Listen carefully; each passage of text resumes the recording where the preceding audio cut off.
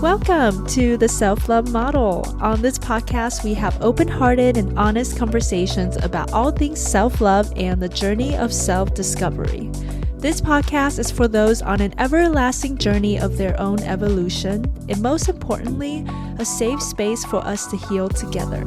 I'm your host, Sid, and welcome to your self-love session. First things first, cold brew. It's funny because all I had left was this amount that you guys see here, which is not a whole lot, but I really just want it. It's more like a placebo effect, I just want it. It just feels like a ritual, but I don't really need all the caffeine because as soon as I'm done podcasting, your girl is hitting the gym and I'm taking pre-workouts. So I just am saving my caffeine intake of the day for that. So this is really just to get my mind right. Okay.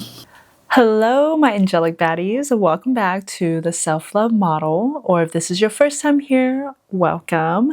Today's episode is really special because we are diving into what I believe is the foundation of everything we talk about on this podcast, and that is self-awareness.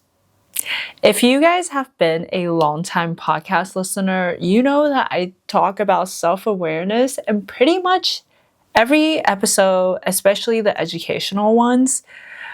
Self-awareness is something that gets brought up a lot for me because I truly believe that is the foundation to really making that transformation and to embark on your self-love journey. And if you guys are watching today's podcast, you can see that I have a whiteboard with me.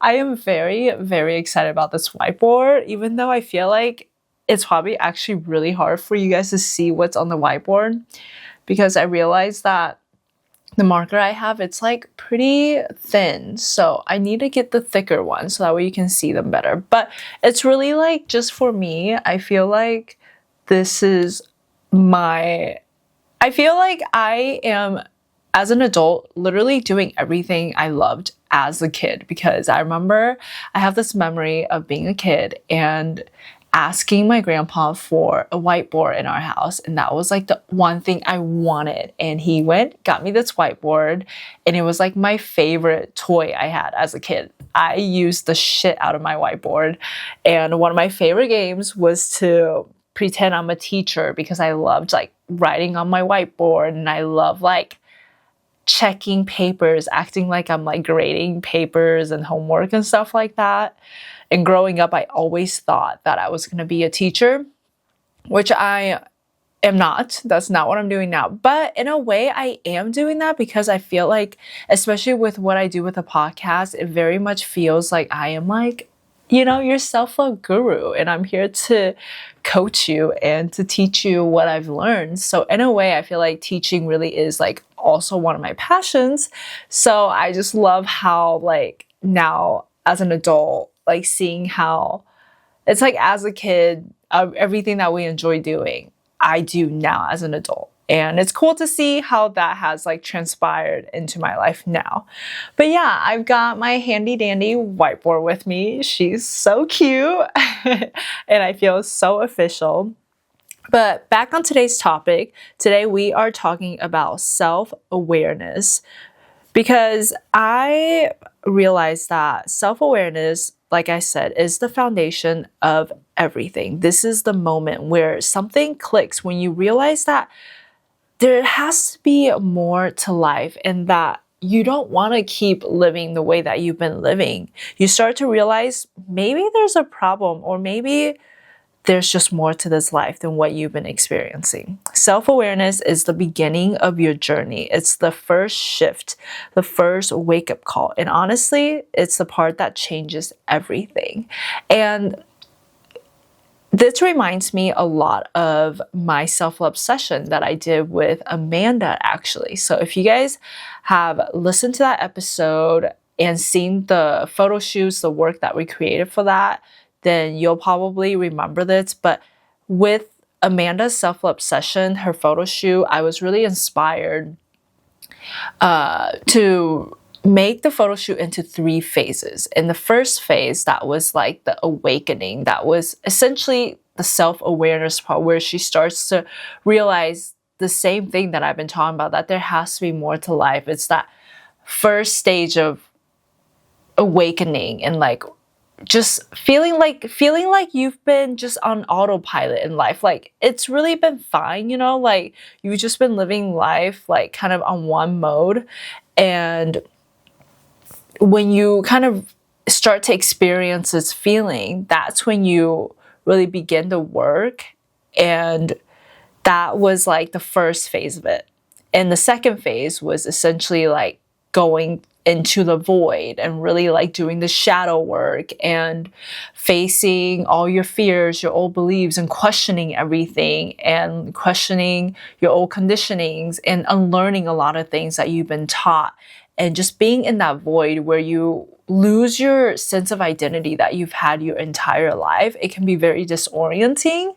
And that was like the second phase of her shoot. And then the last phase, if you guys remember, she had this big flower crown that was made by Olivia. And we had like flowers all around her. And this was like her metamorphosis, her coming out of the void and really starting to live life in this new version of herself. And this is where you feel free, you feel lighter, because you're no longer letting your life be dictated by your past or your old conditioning. This is where you get to live life and rewrite your story for you. But all of this is not possible without self-awareness. So self-awareness is the ability to be honest with yourself, like really honest about your patterns, your habits, your triggers, your desires, all of it. And I truly believe that without self-awareness, there is no real change. There's no transformation, because you cannot shift what you are not aware of. Okay, so this episode is the start of something new that I've actually been building within the self-love model, which is what I'm calling the 5 models of self-love.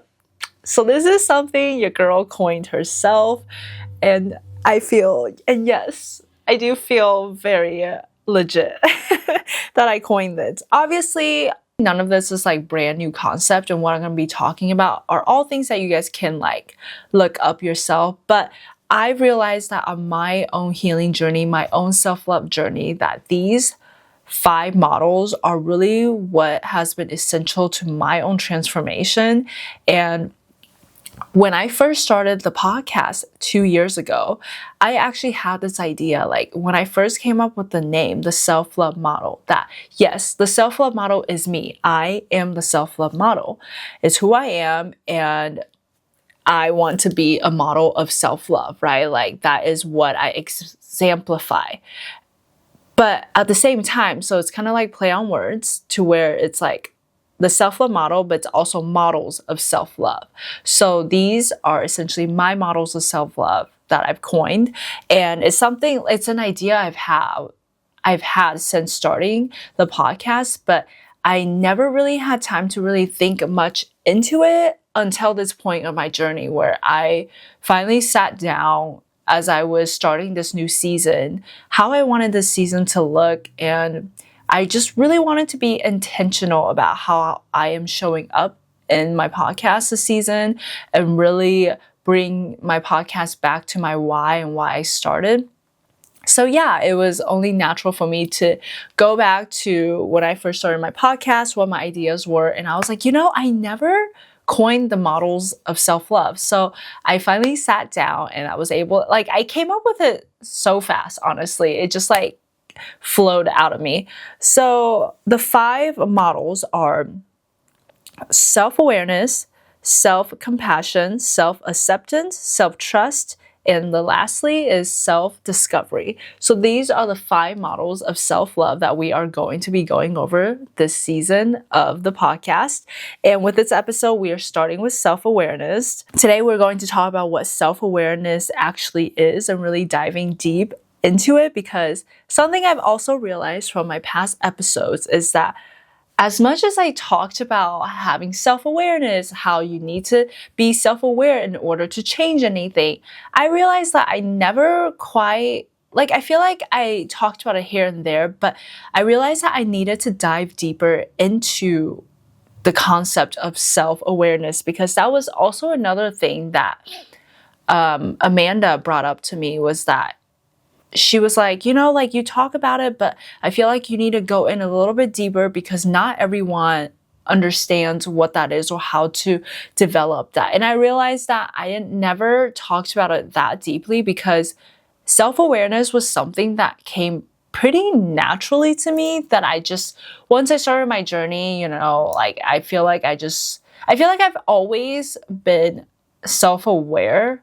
But obviously, once I started my journey, I became even more self-aware, realizing how all that was impacting my decisions and how I was showing up in the people that I was choosing in my life. Today, we are going to go over self-awareness and what it is, the benefits of developing it, and real practices that you can start to implement into your life today.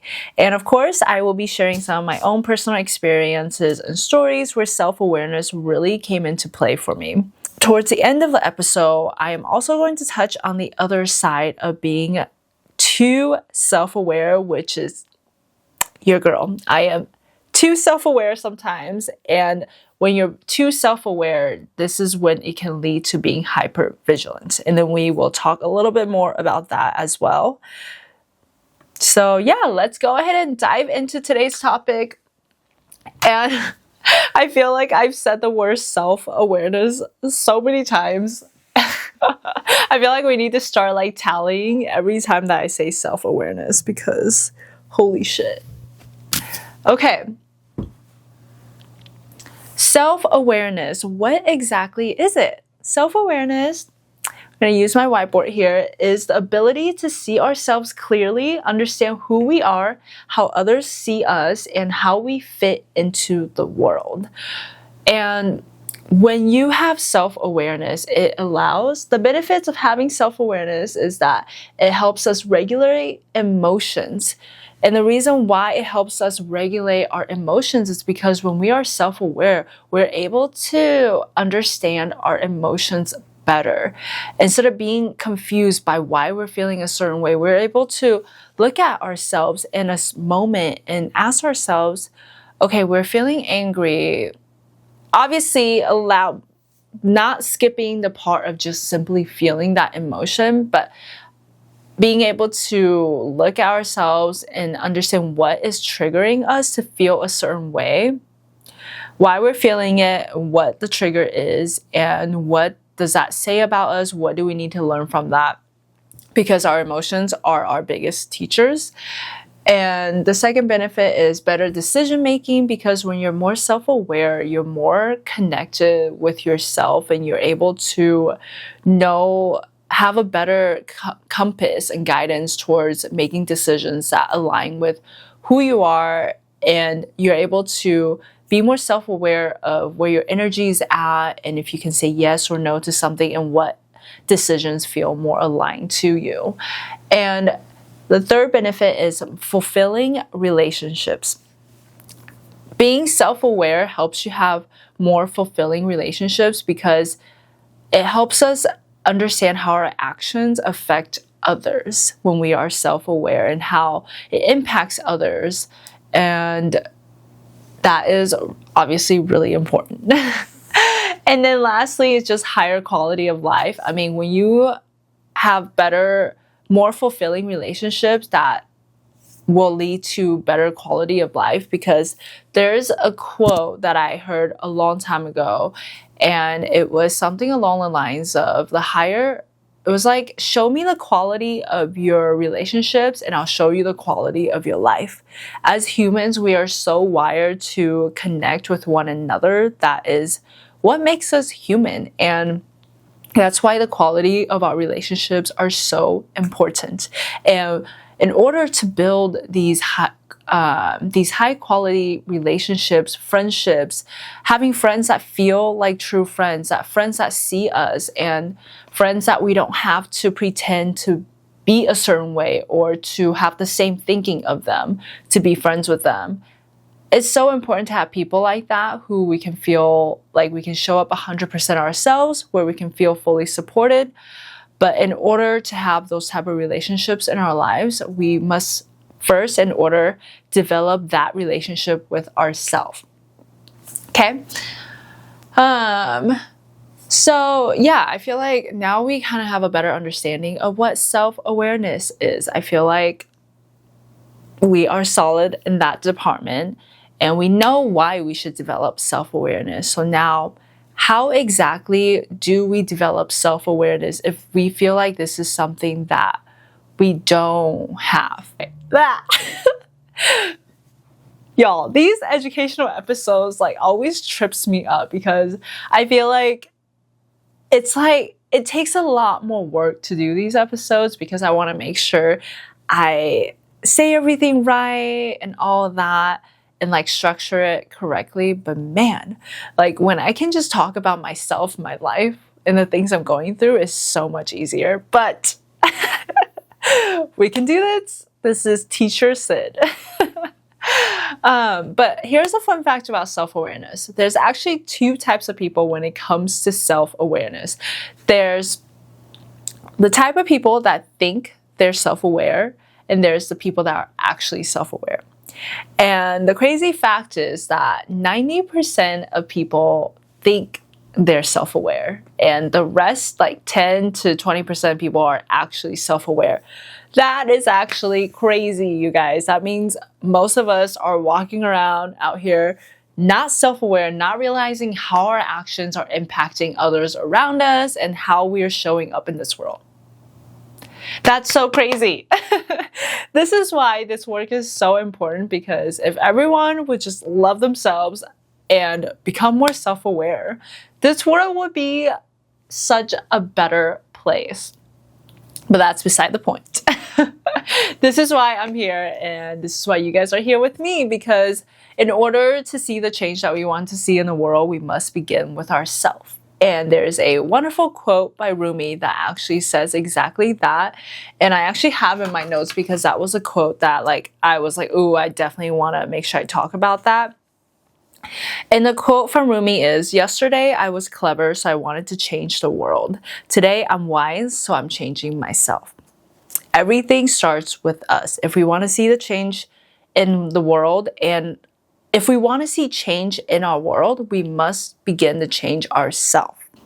So as I was prepping for this episode, I was listening to a TED Talk about self-awareness, and I also listened to a podcast by the Mindset Mentor. I can really make sure that I am locked in and that I give y'all the right information. But one point that Rob from the Mindset Mentor said that I really like was, he says having self-awareness is like looking under the hood of a car. And I really liked that, because if you think about it this way, before you gain true self-awareness, it's like you're just driving on autopilot. But then once you gain self-awareness, then it's like you're checking under the hood of the car to see like what's really going on inside of there. And you're really getting to understand and know your car and getting deeper to if your car has problems. So you're no longer on autopilot mode. I hope that makes sense. And of course, I will link all the resources that helped me prepare for this episode in the description. So if you guys want to dive even deeper into this topic, or if you feel like this is an area that you really need to work on, then you can go ahead and go to the resources and listen to the podcast, because he definitely said it way better than I did. But I really liked the analogy that he used for that. So self-awareness is not just thinking about ourselves, and it's not just knowing ourselves on a surface level. Self-awareness is really getting to understand ourselves beyond the surface level, really understanding our past and understanding our old conditioning, our old beliefs, and really learning to question those and understanding our emotions. Now let's talk about some practices that we can begin to implement in our lives that can help us further develop our self-awareness. And I wrote down 3 things from my research, And they're introspection, meditation, and feedback. So we're going to start with introspection. So introspection is going to be practices like journaling. The reason why I also talk about journaling so much too is because journaling helps us reflect, and it's just so much nicer to be able to put our thought into paper. There's just something about the act of writing. Once you get started, once you get past the resistance, like it really, like the words will flow out, and it really does help you process your emotions, your thoughts so much better versus just thinking them in your head. And another way Rob from the Mindset Mentor was able to explain this was that imagine like a math equation. So if I was to ask you what 2 plus 2 is, obviously like you'd be able to tell me 4. But if I was to ask you what 352 times 253 is, that like would be so much harder. That would be so hard and actually impossible for me to do in my head. I feel like I would need to be able to like, but if you were able to like write it out, then you're able to like figure out the problem and get the answer. So that's why journaling is so important, because there's only so much you can do when you're thinking about all these things inside your head. And especially as someone like me who is an overthinker, my mind is constantly filled with thoughts. So it's so important for me to have this practice, to know when I am overthinking to start journaling, because that way I am transferring the energy from my head onto paper, and it helps so much. So if you're someone who overthinks, I would highly, highly recommend journaling. I mean, I think everyone should practice journaling, but I also know that that's not everybody's cup of tea, and that's okay. There's also other ways to journal. If you're new to journaling, I got one of my friend, Jamie, a journal. It's called the 5-minute journal. So, and that's exactly what it is. It takes 5 minutes and it gives you exact prompts for what to write about. And she started that, and she's someone who doesn't journal, so proud of her. But yeah, so that's like something you can look into. I personally have so many of those types of journals. Like I have a whole collection of them over the years of my like self-love journey, just because I love them, and I love being able to look back at them, like from, you know, looking back at my journals from like 3 years ago and like just seeing what part of my journey was in. I feel like it's so nice to like look back at your journey, and it really does give you like perspective on how far you are, because I feel like, I'm sure you guys can relate to this, is that we're constantly raising the bar of where we want to be, you know, with our goals, just ourselves, that sometimes we don't realize how far we've come. And I feel like it takes looking back at, you know, our old journals, old pictures, to see just how far we have come and how much we have grown. That's why I am such an advocate of taking pictures of everything, because I need to have documentations of everything, okay? So practice number 1 is journaling, and practice number 2 is meditation. Meditation is something I started like right when I started my healing journey 5 years ago. That was like one of my very first practices I started with, and it has changed my life. No joke, no cap. Meditation changed my life. And I know meditation's not everyone's thing. And I feel like a lot of people have like these ideas of meditation where it's like, okay, I'm going to meditate and I'm going to be so peaceful and I'm not going to think about anything. And, you know, like you're trying to, I feel like a lot of people think of meditation as you're trying to get to the state of like Zen. You're trying to get to peace and you're trying to clear your mind. But that is not the goal of that is not the goal of meditation. To meditate is really simple. It's more simple than we think. I feel like we just love to overcomplicate things, but meditation, it's really the same thing. Like, I feel like meditation and self-awareness just like go together like that. Because to meditate is to be self-aware. So when you're meditating, it's really, instead of not trying to think about anything, instead of trying to achieve this state or get to this place, just stop trying. Stop trying all of that. Just let yourself sit. Let yourself sit in that moment and just connect with yourself. My meditation practice is all about just sitting there and giving myself that time, whether it's a 10-minute meditation, whether it's a 45-minute meditation, just giving myself that time and space to just sit and be still and to just connect with myself. If a thought pops up, I let it pop up. Whatever thoughts come up in your head, just let it come up and observe it and let it pass. Each thought that comes up, observe it and let it pass.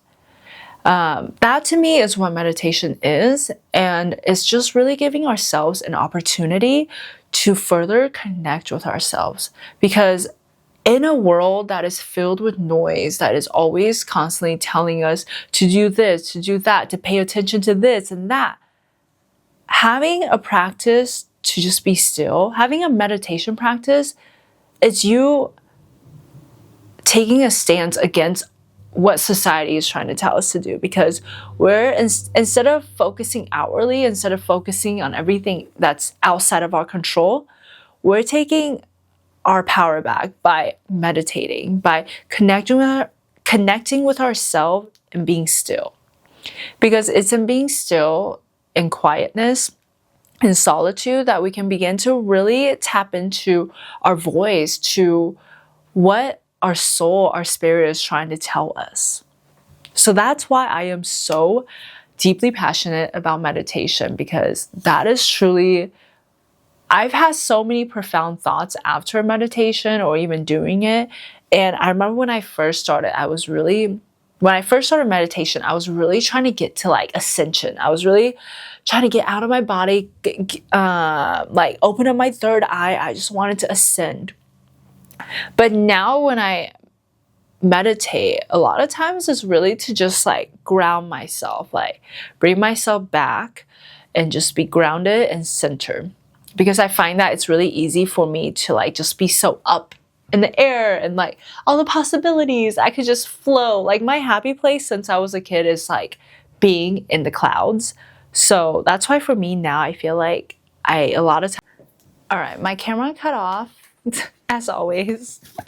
Hopefully we'll get that issue fixed before I bring on a guest. But okay, so we went over meditation, having a meditation practice to help with self-awareness. And the last thing that I wrote on here was feedback. And for this, I wrote under it is being honest with yourself, because self-awareness really, like, you can't be self-aware if you're not able to be honest with yourself. And being honest with yourself requires giving yourself tough love when you need it, when you realize that maybe there are, maybe it was never a them problem. It was a you problem. And a lot of times when we're triggered by something, when we don't like something about somebody, usually it's because the thing we don't like about them, it's the thing that we don't like about ourselves. So just being honest with yourself, it's a good way to practice feedback, but also getting feedback from those that you are close with, because their opinions are the ones that you value and they probably know you really well. And just getting feedback from those that you're close with and being honest with yourself. So these are the practices that you can begin to implement today to start developing more self-awareness in your life. And that is introspection by journaling and meditation and feedback and just being honest with yourself. Okay, so now that we've gone over what self-awareness is, the benefits, and the practices that we can begin to implement today, I also want to quickly touch up on something that in one of the TED Talks I watched, the lady brought up that I thought was really interesting, how she was talking about how introspection can become a bad thing because, and the reason being is because with introspection, you're asking yourself why, like, why am I doing this? Like, why? But her point in this was that instead of focusing on the why, we need to focus on the what. So instead of just asking ourselves why, we need to remember to ask ourselves why. Because when we're asking ourselves the question why, we're focusing on the problem and on the past, whereas asking ourselves what is focusing on a solution and the present.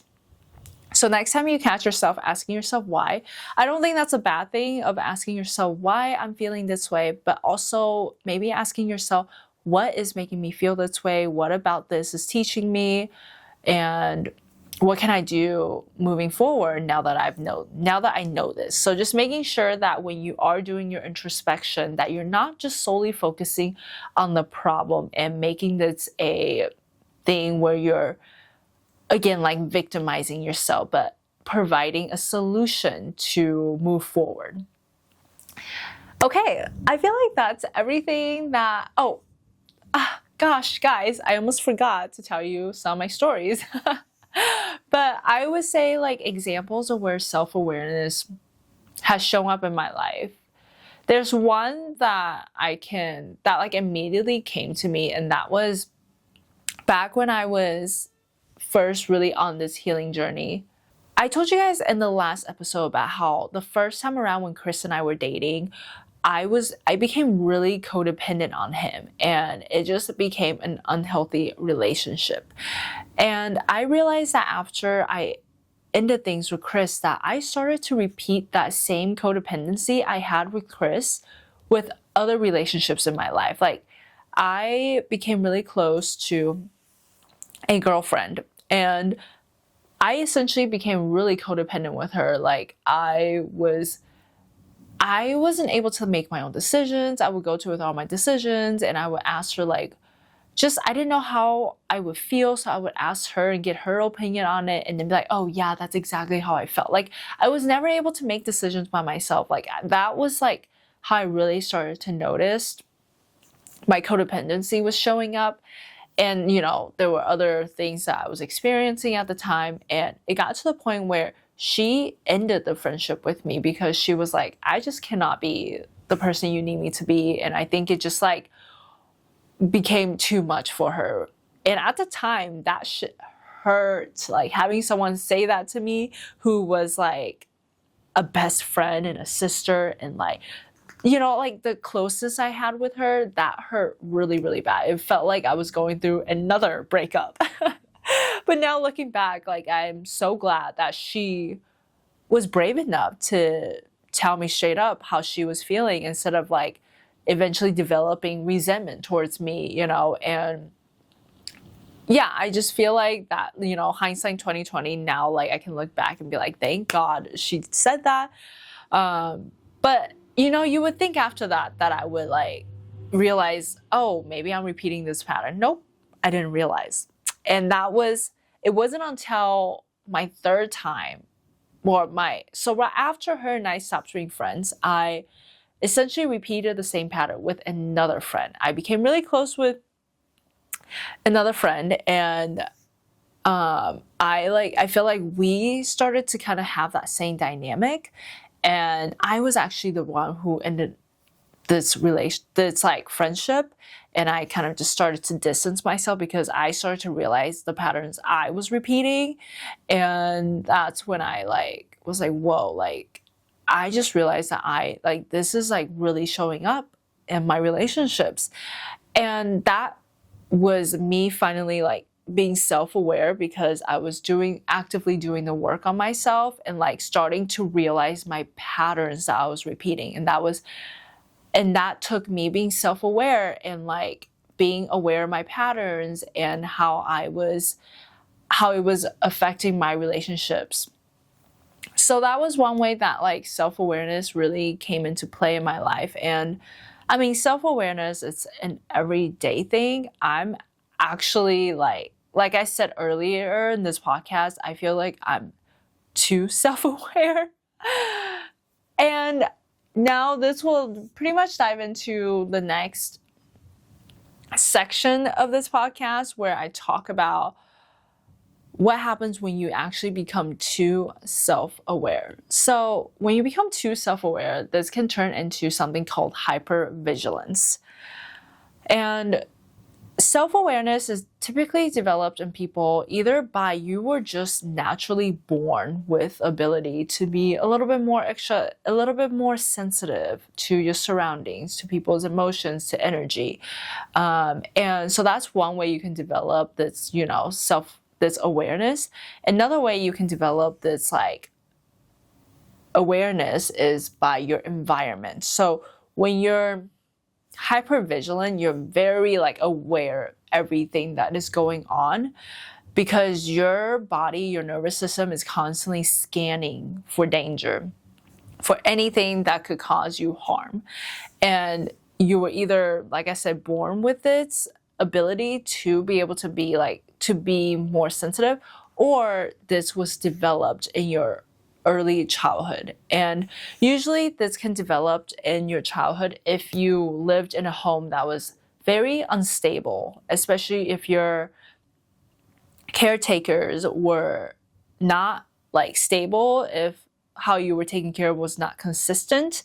And I think this can show up when I talk about this, and when I think about this, I think a lot about the podcaster Ed Milet. He's not just a podcaster, he's like super freaking amazing. He's a big thought leader, and yeah, I really look up to him. I've listened to a lot of his podcasts. I have one of his book as well, but he really shares a story of him like growing up with his dad, who was an alcoholic, and how they're like growing up in his home, it was always very unstable, and he like basically had to predict his father's moods, and like when he would come home, if he's had something to drink, like that's like the way he would walk, he would know like, oh, my dad, it's like he's had like too much to drink, or he hasn't had anything to drink, just by the sound of how he walks and how he opens the door.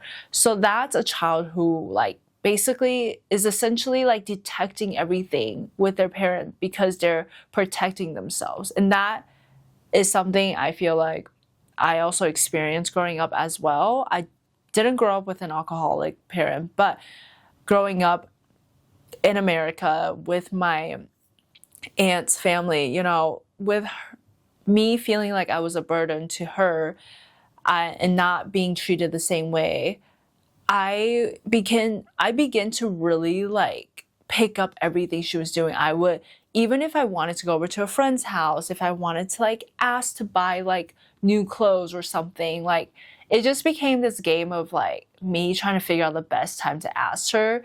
And just like, I'm like, oh, is she in a good mood? Is she not? Like, I'm always watching, and it just like became this thing that I did. And I remember growing up, like, especially like right after like the Twilight series came out. You guys know how Edward Cullen can read people's mind, and that's like his superpower.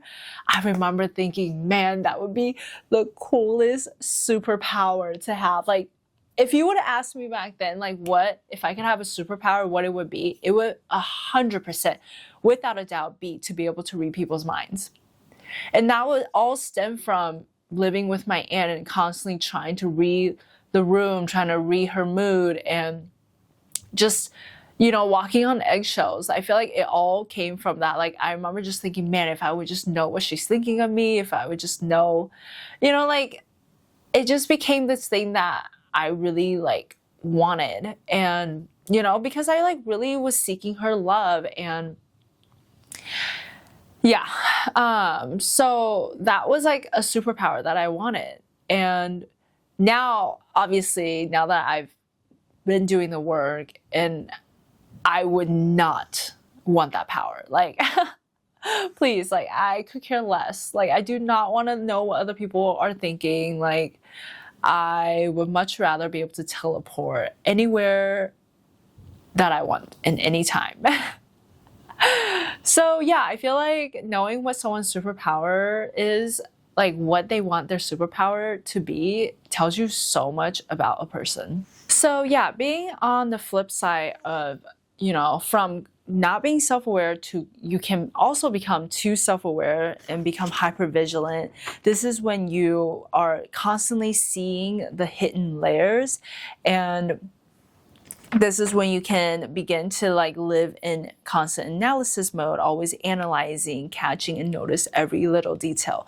The amount of times that I catch myself do this, guys, it's so bad. Like even just texting people, I find myself just like reading like the little words. I'm like, oh, they said this like that, like this. Like it is just like not healthy, but it also takes like having that awareness, like, oh, I am doing this. Oh, I am like reading way too much into all of this. That, I think just like becoming aware of that has helped me, and just like learning and understanding yourself better and why you tend to do that. And like just like giving yourself grace and compassion when you do catch yourself doing that. But yeah, that is pretty much everything I wanted to touch on about self-awareness today. I hope you guys were able to take some little nuggets away from today's episode, whether that is really gaining a deeper understanding of what self-awareness, and maybe one or two practices that you guys can begin to also implement into your life, or giving a meditation a try, or journaling. But yeah, I hope that this helped and that this inspired you guys in some way. And thank you guys again for being here, being on this journey with me, and being willing to do the work. And remember to subscribe to wherever you guys are listening to the podcast, and to share this episode with a friend that you think could use a little more self-awareness with all love and kindness, and to also share this episode on your story, because that will help me grow this amazing community. We've got exciting things planned for season 4, which I will tell you guys very soon. So stick around and make sure you guys tune into the next episode, because we are now dropping episodes weekly, and I am officially saying that out loud so that way you guys can hold me accountable. It's out there in the world. We are going to make that happen. All right, guys, I love you guys. Remember, you are so loved and you are more than enough just as you are. And I will talk to you guys on the next episode. Bye.